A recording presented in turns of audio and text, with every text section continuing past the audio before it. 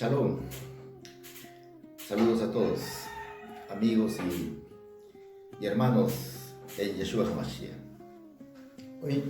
Hoy tengo la bendición de poder participar de este tema de rapto o tribulación. Y para poder considerar este tema voy a leer en el libro de Jeremías o Yirmeyahu, capítulo 30, en el versículo 7. Dice así: ¡ay! Será un día terrible, un día que no tiene parangón. Será un tiempo de angustia para Jacob, pero será librado de ella. Bendito seas tú, amo del universo. Te agradezco a ti infinitamente por esta bondad que me concedes participar, Señor, de tu Torah. Te suplico que seas tú quien permita que la mente y los corazones sean abiertos para que puedan entender y conocer tus caminos. Padre bueno y eterno, solamente a través de tu Torah podemos conocer la verdad y podemos permanecer en ellas y llegar a la libertad plena. En el nombre de tu Hijo amado, Yeshua HaMashiach. Amén. Como digo, vamos a hablar acerca de rapto o tribulación. Por muchos años venimos escuchando sobre este asunto de rapto en los medios cristianos, en los círculos evangélicos, protestantes. Siempre andan hablando y manifestando de que se va a producir un rapto antes que venga este día terrible, del cual el Mesías dice que es la gran tribulación. Pero ¿verdaderamente va a suceder este evento? ¿Es bíblico este evento? ¿O este asunto que tanto se menciona, verdaderamente lo podemos encontrar en las Escrituras? Y si nosotros andamos analizando o mirando, personalmente digo que por 20 años he andado estudiando, buscando, considerando, y al final simplemente llegué a la conclusión de que este tema no existe en la Escritura. Este punto de rapto no existe en la Torá, no hay. Así que entonces nosotros miremos de que a través de los siglos, normalmente cuando ya nos encontramos en el siglo pasado, predicadores de talla mundial hablan acerca del rapto. Entonces ellos mencionan de que Israel llegó a ser un estado libre e independiente a partir del 14 de mayo de 1948. Así que entonces dijeron ellos que una generación consta de 40 años, por lo tanto cuando Yeshua menciona al respecto de que esta generación no pasará hasta que todo esto acontezca, estaban diciendo entonces de que el rapto se podría suscitar antes del año 1988, a raíz de que se estaban dando los 40 años y por lo tanto se estaba terminando la generación. Increíblemente,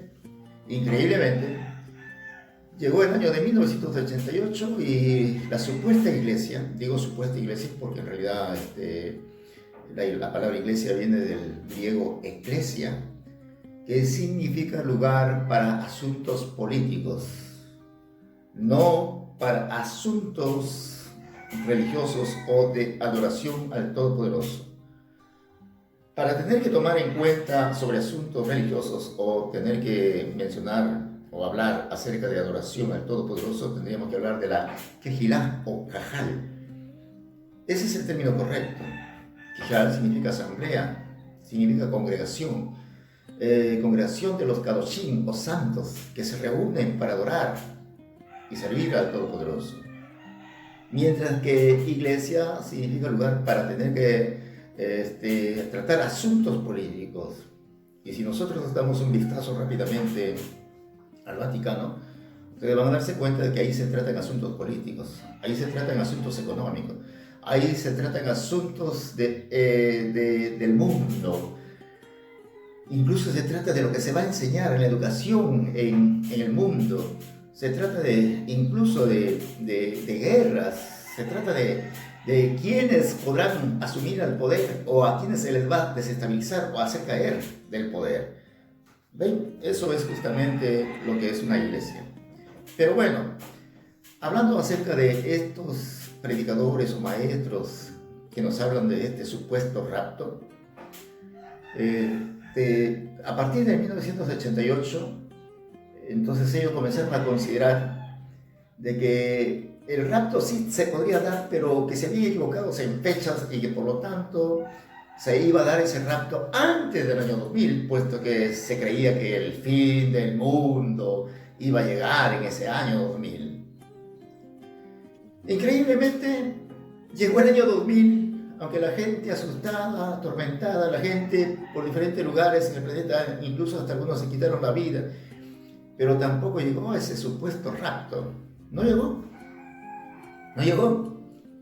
Así que estos predicadores investidos de mentira y engaño, porque andan engañando y engañándose a sí mismos, entonces no queriendo pasar vergüenza o no queriendo asumir esa responsabilidad de haber mentido, entonces dijeron que el rapto se iba a dar, pero posiblemente en el año 2000 o en el año 2012, a raíz de que había una pseudo profecía de los mayas que hablaban otra vez acerca del fin del mundo.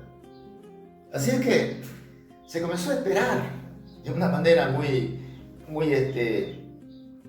original. ¿Por qué? Porque ya estaban con esa expectativa, con ese temor, con ese pánico de que el mundo se iba a acabar.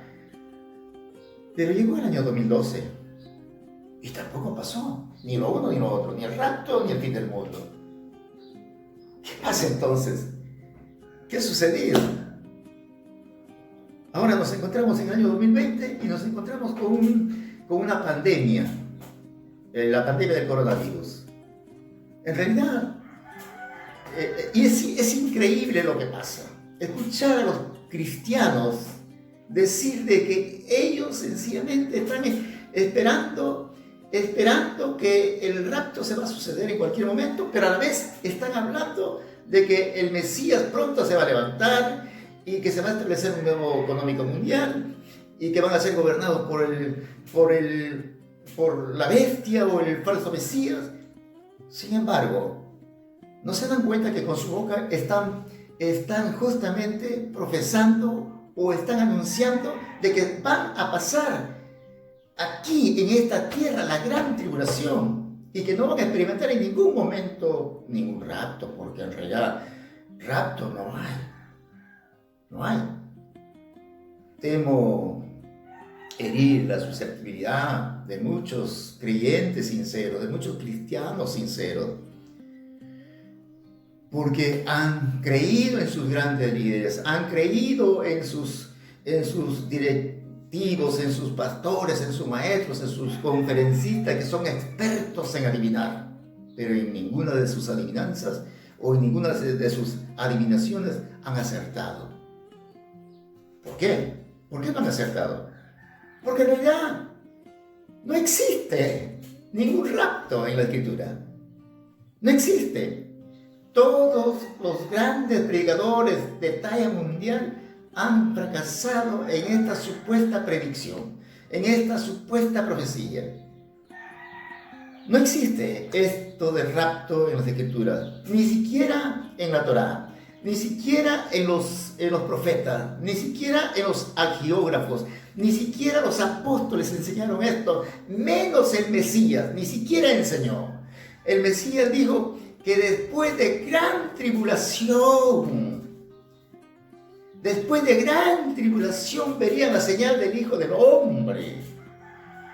No es que va a venir un rapto. ¿Cómo nace esta teoría? ¿Cómo nace esta teología? ¿Cómo nace esta enseñanza? Nace en el año de 1830 en Plymouth, allá en Inglaterra. Ahí justamente nace. Fue un pastor llamado Edward Irving, que era un fogoso predicador de las enseñanzas escatológicas, de las profecías, y que al final él tuvo que ser excluido, expulsado de su congregación. Pero mientras permanecía allí, entonces movía los sentimientos y las emociones de las personas. Una niña de 14 años llamada Margaret MacDonald tiene un sueño, y en ese sueño manifiesta de que veía al Mesías venir montado en un caballo blanco, pero que su venida era secreta, y que venía y levantaba, arrebataba a su pueblo. Entonces sucede de que aquí es justamente que escucha un pastor llamado Nelson Darby, y él comienza a predicarlo por toda Inglaterra, pero también lo predica en Estados Unidos y en Canadá. A raíz de sus enseñanzas y predicaciones, escuchan algunos de los predicadores que más tarde van a darle soltura, van a darle ese movimiento del rapto para que se propague con fuerza. Y entonces lo escucha este escritor y predicador William Blackstone, quien saca un libro, Jesús viene, en donde habla de una manera muy peculiar de que Jesús venía secretamente para llevar a su pueblo, y que luego, después de esa venida secreta que levantaba a su pueblo, iba a manifestarse gloriosamente. Bueno, ¿quién viene a sucederle como discípulo? Nada menos que Scofield. Y todos sabemos perfectamente que este personaje, Scofield, saca sus Biblias con sus comentarios, Scofield. Y allí, en sus comentarios, justamente en el capítulo 4, concerniente al capítulo 4, versículos 13 al 16, donde habla de que el Mesías vendría después de un toque de trompeta y levantaría a los muertos primeramente, y después a los que estarían vivos los uniría juntamente y los recibiría en el aire. Entonces, en su comentario, Scofield menciona o habla de que ese es el momento en que se suscita el rapto. Este comentario, para muchos en el mundo, lo aceptan como algo divino, como algo celestial. Al aceptarlo como algo divino, como algo celestial, como la misma palabra del Eterno, sencillamente se convierte en una doctrina oficial a nivel mundial dentro de la cristiandad. ¿Acaso los comentarios, acaso las interrogantes, la respuesta que nosotros podamos dar, acaso necesariamente se tiene que aceptar de buenas a primeras sin tener que estudiarlo, sin tener que verdaderamente considerar si eso está en la Escritura o no? Quiero reiterar lo que he dicho en otros videos, que para poder establecer una doctrina, para poder hablar de una enseñanza, para poder afirmar y tener que hablar de una manera muy precisa, tenemos que tomar en cuenta la Torá.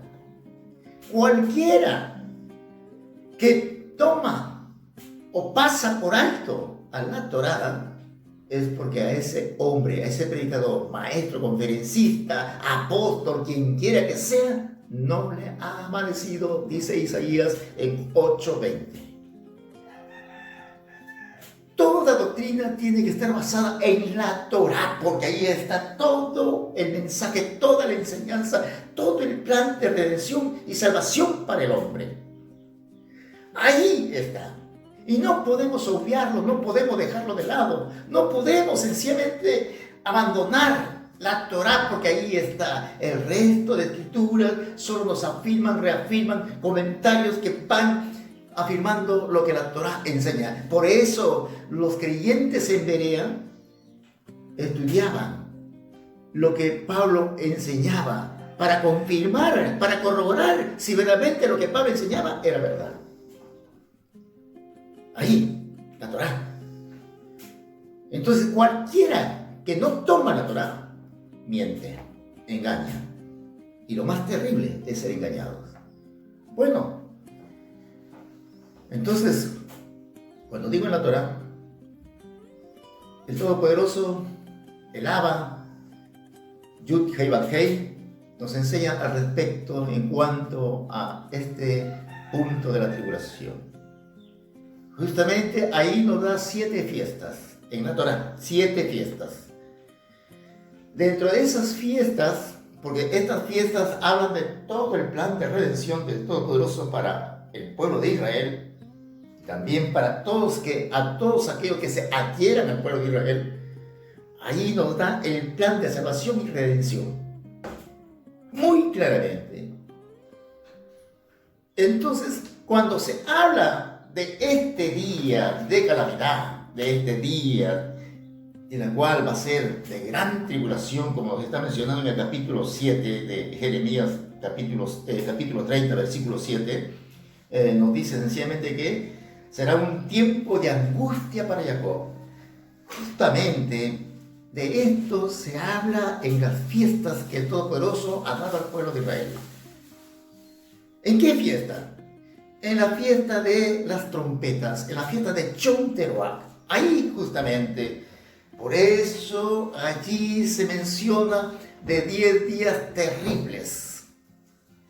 De 10 días terribles, 10 días que se teme en el pueblo de Israel, porque van a ser días de juicio, de terror y de pánico sobre el mundo, porque viene el juicio del Todopoderoso, y del cual el Todopoderoso también le ha dicho al pueblo de Israel que lo guardaría de la hora de la prueba.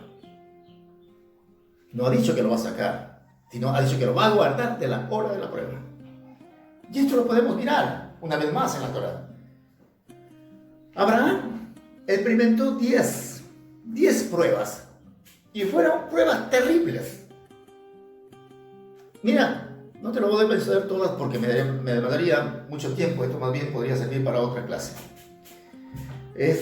La primera prueba, por ejemplo, fue que fue metido en un horno calentado 7 veces más de lo debido. Y él por 3 días estuvo allí paseándose, platicando, comiendo con los ángeles que el Todopoderoso había enviado para guardarlo a él. Esa es justamente una de las primeras pruebas. Tenemos la última prueba. La última prueba es que se le ordena matar a su hijo, a Isaac. Y todos sabemos perfectamente que él nunca caminó. Él ni siquiera argumentó ni preguntó al Todopoderoso por qué lo mandaba a matar a su hijo. Y lo increíble de esto es lo siguiente. Es que cuando se le ordena matar a su hijo, Abraham pregunta: ¿a cuál de mis hijos debo matar? Abraham le dijo: a Ismael. Y el Todopoderoso responde: a Ismael no lo conozco, yo conozco a Isaac. Quiero decirte esto: ¿conoce el Todopoderoso a la iglesia? No lo conoce. Conoce a un solo pueblo llamado Israel. Solo a Israel lo conoce. Es el único pueblo conocido por el Eterno. Y a ese único pueblo se lo va a someter justamente a esta gran tribulación. ¿Con qué finalidad? ¿Cuál es la intención del Todopoderoso someterlo a este juicio al pueblo de Israel? Pues con la finalidad de purificarlo. Pues con la finalidad de justamente santificarlo, de hacerlo más puro que el oro. Por eso dice en Malaquías, en el capítulo 3, justamente vamos a ver allí, capítulo 3, versículo 19-20, dice así: miren, ya viene el día ardiente como un horno, todos los soberbios y todos los malvados serán como paja, y aquel día les prenderé fuego. Pero para ustedes que me honran, nacerá el sol de justicia, y en el borde de su vestido traerán sanidad, y ustedes saldrán saltando como becerros recién alimentados. O sea, pasada esta prueba, esta gran tribulación, el pueblo de Israel y todos los que se han adherido al pueblo de Israel van a salir saltando como becerros recién alimentados. porque van a ser probados como el oro. Eso es justamente. Luego nosotros miremos algunos pasajes para poder considerar acerca de esta gran tribulación. No rapto. No existe. No hay este asunto de rapto. El problema se ha generado justamente a raíz de las malas interpretaciones que se le ha dado. Por ejemplo, se le ha dado malas interpretaciones a pasajes en cuanto a la venida del Mesías, como por ejemplo en Mateo 24-27 dice que su venida será como relámpago. En primera a Tesalonicenses capítulo 4 versículo 16 dice, bajará del cielo. En segunda a Tesalonicenses capítulo 1 versículo 7 dice que se revelará desde el cielo con sus poderosos malajines o ángeles en una llama ardiente. En Apocalipsis 19:11 dice que viene montado en un caballo blanco. En Hechos capítulo 1 versículo 9 al 11 dice que ha sido llevado, así como fue llevado, así volverá. En 1 Tesalonicenses capítulo 5 versículo 2 dice que el día del Señor vendrá como ladrón en la noche. Pregunto, ¿de cuál de esas formas va a venir el Señor?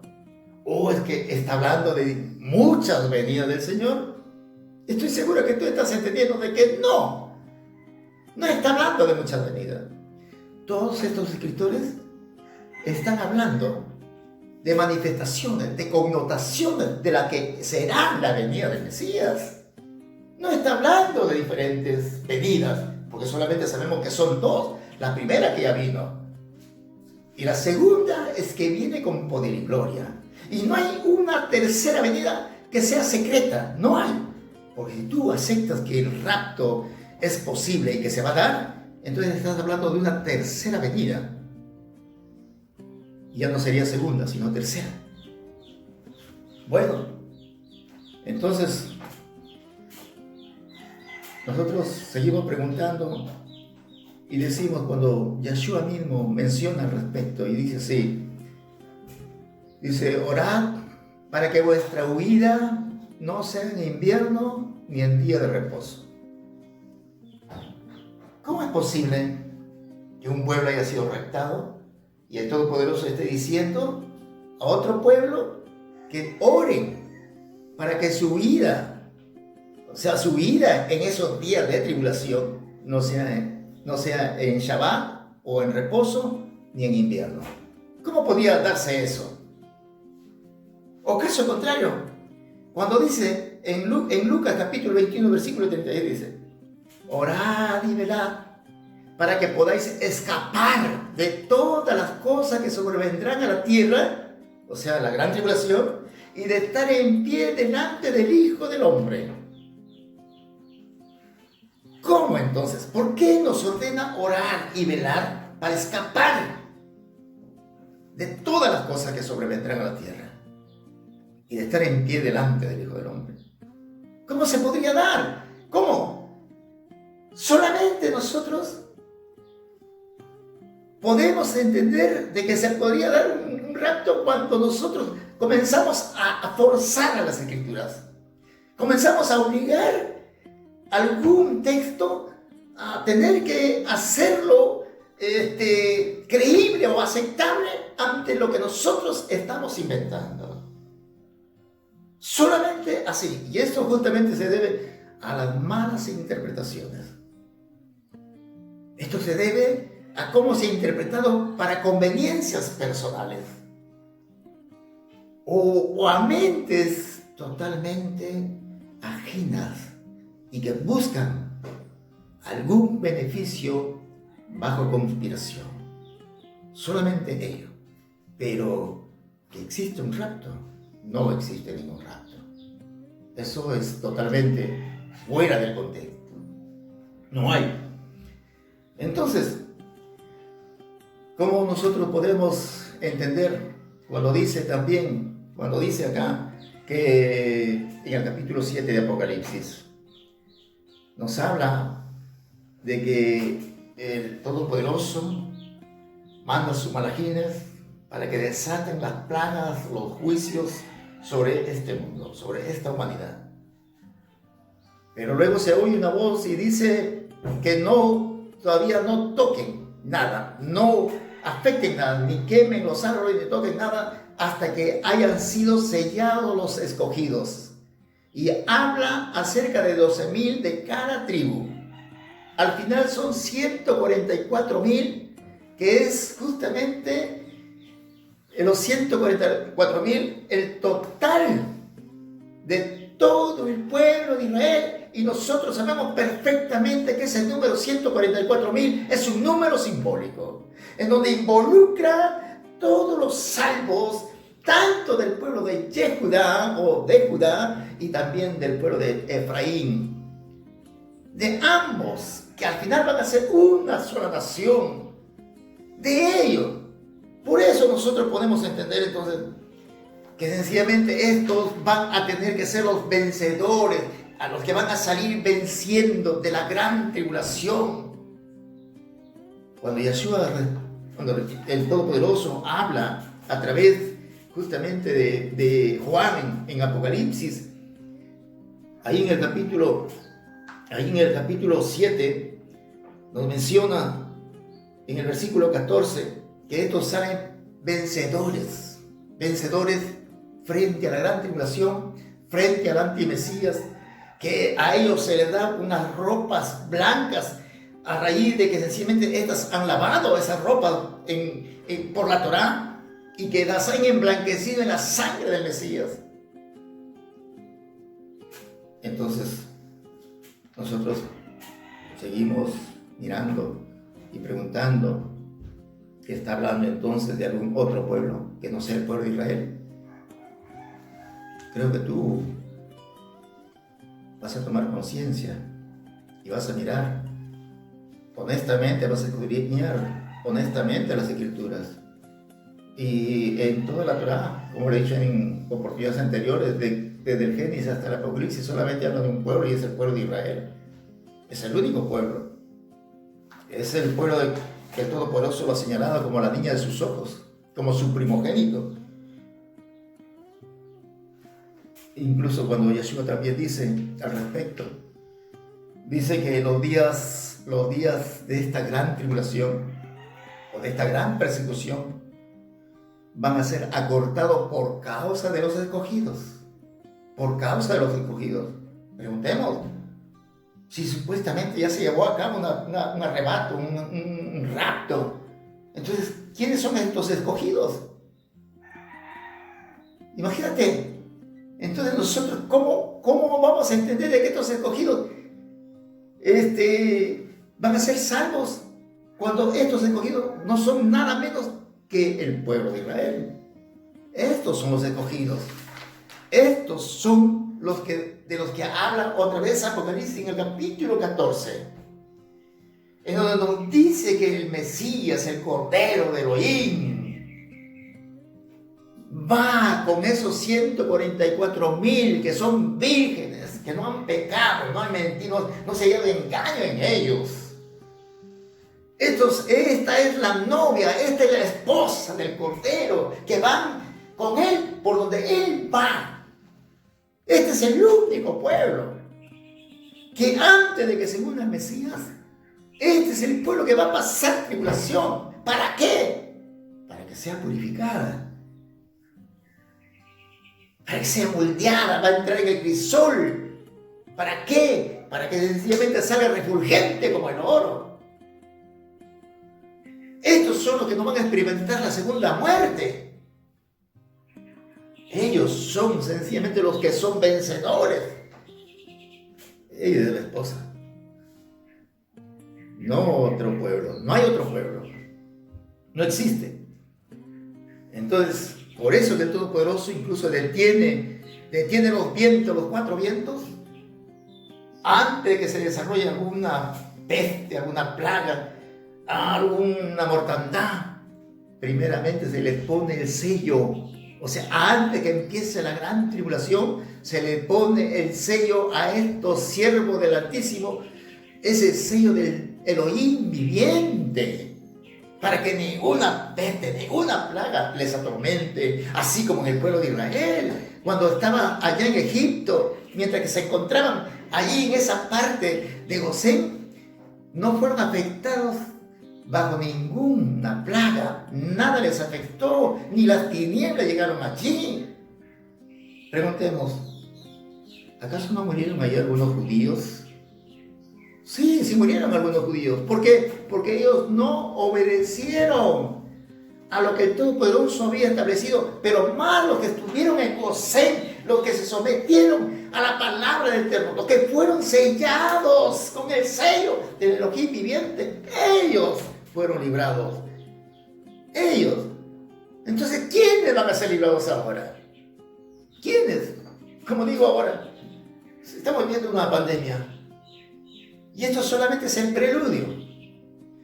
Es cierto, es una conspiración para tener que derrumbar las economías a nivel mundial y luego establecer el nuevo económico sistema mundial y a la vez levantar al nuevo Mesías, al falso Mesías a nivel mundial. Increíblemente, los cristianos están hablando de este falso Mesías y a la vez están diciendo que van a ser raptados. ¿En qué momento? Si ya estamos al borde de ello. ¿En qué momento? Entonces esto suena ridículo, ¿verdad? Entonces el único pueblo es el pueblo de Israel. Así que lo que tienes que hacer es unirte nada más al pueblo de Israel y ser sellado antes de que venga, sellado por el Elohim, por los ángeles de Elohim, antes de que venga el día grande y temible sobre esta humanidad, antes de que venga la gran tribulación. Todos aquellos que sean sellados por el Elohim viviente, pues nada les va a pasar. Así que te invito, reflexiona, recapacita y vuélvete al Todopoderoso y únete al pueblo de Israel. Kadosh Baruj Hu. Amén.